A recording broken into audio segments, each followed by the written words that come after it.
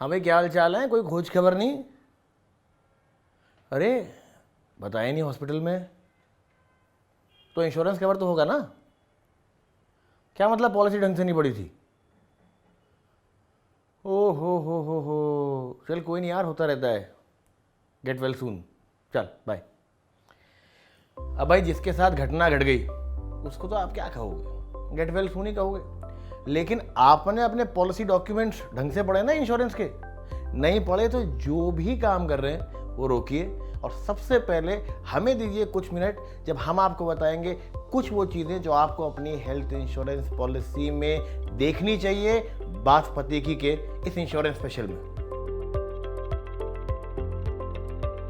भाई सबसे पहले सबसे इंपॉर्टेंट बात, और जो सबसे बेसिक भी है, आमतौर पे हमें पता रहता है कि हमारा इंश्योरेंस कवरेज कितना है, 1 लाख, 2 लाख, 3 लाख, 5 लाख, 10 लाख। लेकिन सवाल ये है कि भाई इस कवरेज में क्या क्या कवर्ड है वो पता है कि नहीं?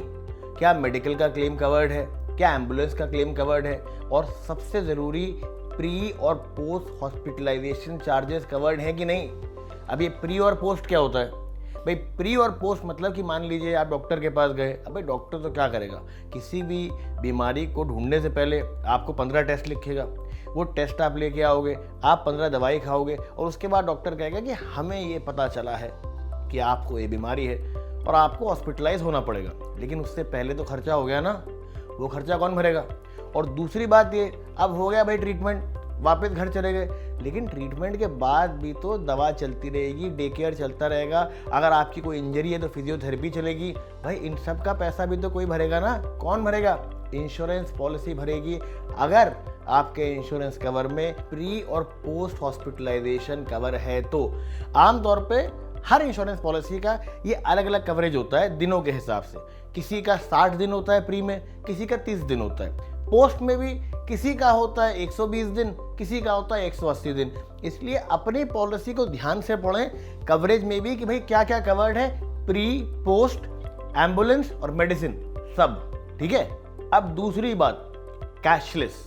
भाई कैशलेस है ना, हम बड़े आराम से बोलते हैं, कह साहब हमारा तो कैशलेस है, जाएंगे वहाँ पे और आराम से, कोई भी दिक्कत होगी 1 रुपया खर्च करने की ज़रूरत नहीं है। देखिए अगर आपने अपनी इंश्योरेंस पॉलिसी को ढंग से पढ़ा है ना तो वाकई में आपको पैसे देने की ज़रूरत नहीं है। लेकिन क्या ये कैशलेस वाकई कैशलेस है, ये जानना ज़रूरी है। सबसे पहली चीज़, आप जहाँ भी रहते हैं वहाँ के रेडियस 1 किलोमीटर के अंदर कौन कौन से हॉस्पिटल्स हैं जो कैशलेस हैं, उनको पहले से निकाल के रखिए। क्योंकि देखिए इमरजेंसी के टाइम पे ना कहाँ गूगल करते फिरेंगे, और आपके दोस्तों को भी तो पता होना चाहिए ना कि भाई ये जगह ले जाना चाहिए या ये जगह ले जाना चाहिए। तो कैशलेस की लिस्ट आपके पास हमेशा होनी चाहिए। दूसरी चीज़ ये कि क्या आपका कैशलेस इंश्योरेंस पूरे भारत को कवर करता है? क्योंकि कई इंश्योरेंस पॉलिसी ऐसी हैं जहां पे आपका कैशलेस इंश्योरेंस एक ज्योग्राफिकल एरिया में सीमित है। अब भाई आपकी पॉलिसी है बम्बई की, आप बीमार पड़ गए दिल्ली में, अब भाई लोकेशन देख के बीमारी तो नहीं आती है ना। तो इस बात का ध्यान रखिए कि आपका जो कवरेज है कैशलेस का वो आपकी पॉलिसी में कहाँ कहाँ है और कौन कौन से हॉस्पिटल्स को वो कवर करता है। एक और चीज़, अगर आप कोई प्री प्लान ट्रीटमेंट के लिए जा रहे हैं तो आपको हॉस्पिटल के इंश्योरेंस डेस्क में करीब 2 से 3 दिन पहले अपने सारे कागज सबमिट करने होंगे। उसके बाद जो इंश्योरेंस कंपनी है वो आपको कैशलेस का अप्रूवल देगी और उसके बाद आपका कैशलेस शुरू हो जाएगा। इमरजेंसी में आपको ये करने की ज़रूरत नहीं है, लेकिन 24 घंटे के अंदर जब आप एडमिट होते हैं उसके अंदर आपको अपनी इंश्योरेंस कंपनी को ये बताना पड़ेगा, आपको पेपर सबमिट करने पड़ेंगे और उसके बाद आपकी बिलिंग हो जाएगी कैशलेस। ये चीज़ कैशलेस में ध्यान रखिएगा। अब आते हैं वेटिंग पीरियड पे। आप पूछेंगे अभी वेटिंग पीरियड कहाँ से आ गया भैया? यहाँ तो गाड़ियों में वेटिंग पीरियड चल रहा था, RAC की टिकट कराने में वेटिंग पीरियड चल रहा था, अब ये नया वेटिंग पीरियड क्या आ गया?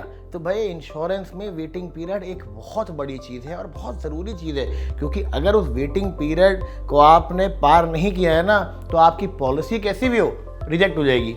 इसका मतलब क्या है कि जब भी आप पॉलिसी लेते हैं उसके कुछ दिनों तक, आमतौर पर आंकड़ा होता है 30 दिन का, उसके अंदर आप पॉलिसी का जो लाभ है वो नहीं उठा सकते हैं। इसीलिए उस वेटिंग पीरियड का ध्यान रखें।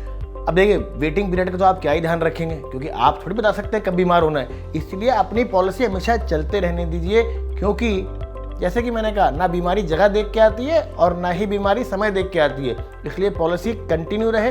तो बेहतर है। वेटिंग पीरियड में एक और चीज होती है जिसे हम कहते हैं प्री एग्जिस्टिंग कंडीशन। भाई एक तो ही वेटिंग पीरियड जो सबके लिए है, एक होती है प्री एग्जिस्टिंग कंडीशन, मतलब कि जब आप पॉलिसी लेने गए तो आपको पहले से ही कोई कंडीशन थी, अब उसकी वजह से आपका वेटिंग पीरियड वहां बढ़ जाएगा, यानी कि 30 दिन से लेके 4 साल के दरमियान ये वेटिंग पीरियड हो सकता है कि आप उस कंडीशन के रिलेटेड पॉलिसी का लाभ नहीं उठा सकते हैं। तो इस चीज का बिल्कुल ध्यान रखिए। अच्छा, मैं समझ रहा हूं आप क्या सोच रहे हो, कह रहे हैं हम बताएंगे ही नहीं, पता ही नहीं चलेगा। तो ये मत करिएगा, क्योंकि अगर इंश्योरेंस कंपनी को पता चल गया कि आपने उनसे झूठ बोला है ना, तो कोई भी क्लेम आप नहीं ले पाएंगे, पूरा का पूरा क्लेम रिजेक्ट हो जाएगा। इसीलिए प्री एग्जिस्टिंग कंडीशंस पहले बताइए और उसके वेटिंग पीरियड को ध्यान रखिए। हाँ, प्री एग्जिस्टिंग कंडीशन के वेटिंग पीरियड कम और ज्यादा कैसे होते हैं, प्रीमियम के ऊपर, उसका ध्यान रखिएगा। अब बात करते हैं कॉस्ट कैप की।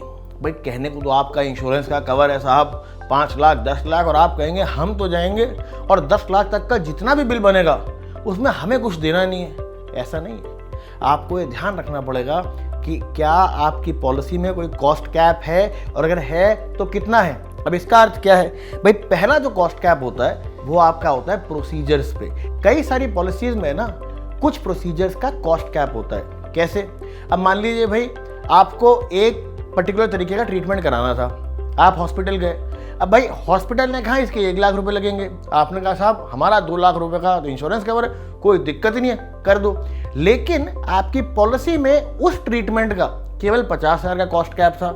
तो जब आप बाहर निकलने वाले होंगे तो आप गए तो कैशलेस हैं, लेकिन जब बाहर आएंगे ना तो आपको 50,000 कैश देना पड़ेगा।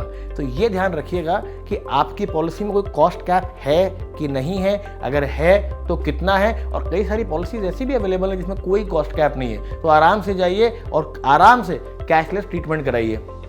एक और इम्पॉर्टेंट चीज़ है, वो है रूम रेंट पे।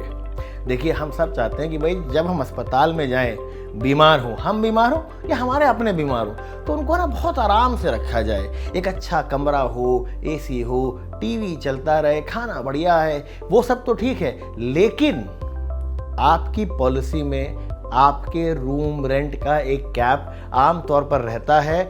उसके ऊपर अगर आपका रूम रेंट है तो पैसा आपको अपनी जेब से देना पड़ेगा। इसलिए इस बात को ध्यान रखें कि आपकी पॉलिसी में रूम रेंट का कितना कैप है, और उसी के हिसाब से अपना हॉस्पिटल भी चुने और अपना रूम भी चुने, ताकि आपको अंत में कैशलेस ही बाहर आना पड़े। अंत में सबसे इंपॉर्टेंट चीज, ये शब्द तो जहां देखें वहां अपने कान खड़े कर लें। इस शब्द का मतलब है कोपे। अब ये कोपे है ना, अक्सर डिटेल्स में होता है, और ये कोपे में क्या होता है ना कि इसका होता है प्रीमियम कम, तो हम भी थोड़े से लालच में आ जाते हैं। लेकिन कोपे का मतलब क्या है, कोपे का मतलब है कि भैया इंश्योरेंस पॉलिसी कह रही है थोड़ा तुम थोड़ा हम। अब कई बार ये 10% होता है, कई बार ये 20% होता है। इसका मतलब ये है कि जितना अमाउंट आएगा उसमें से कुछ % आपको अपनी जेब से देना पड़ेगा। अब भाई पॉलिसी दे रहे हैं तो प्रीमियम बचाने के चक्कर में जेब से क्यों दें। इस बात को ध्यान में रखिएगा, क्योंकि छोटे मोटे खर्चों में तो कई बार हो जाता है कि चल जाएगा थोड़ा अमाउंट, लेकिन कहीं कोई बड़ी चपत लग गई तो आपको जेब से बहुत सारा पैसा देना पड़ सकता है। ये सारी मोटी मोटी इंपॉर्टेंट चीज़ें हैं जो अपनी पॉलिसी डॉक्यूमेंट में देख लीजिए, पढ़ लीजिए, और अगर आपके पॉलिसी डॉक्यूमेंट में आपको कुछ बदलना है तो बदल लीजिए।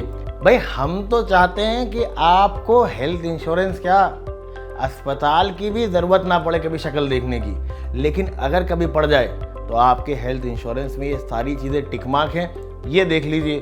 और ऐसे और वीडियोस देखने तो क्या करना है, चैनल को सब्सक्राइब कीजिए और जरा शेयर का बटन दबा दीजिए, क्योंकि ज्ञान बांटने से बढ़ता है। और कोई दुविधा हो मन में तो कमेंट कीजिए। And as always, thanks for watching.